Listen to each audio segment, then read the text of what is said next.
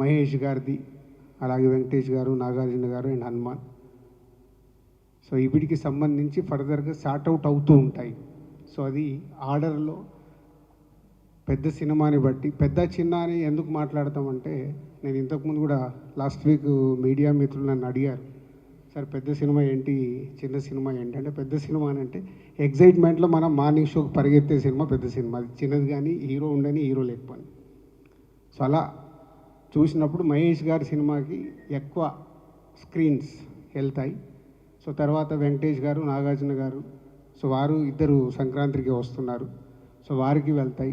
తర్వాత హనుమాన్కి కూడా వాళ్ళ డిస్ట్రిబ్యూటర్స్ మ్యాక్సిమం అందరికి ఇన్స్ట్రక్షన్స్ ఇస్తున్నాము. వాళ్ళ డిస్ట్రిబ్యూటర్స్ని మాట్లాడుకుంటూ ఎక్కడెక్కడ వాళ్ళు స్క్రీన్స్ తీసుకోగలుగుతారు చేయండి, ఛాంబర్ ద్వారా మేము కూడా కోఆపరేట్ చేస్తామని.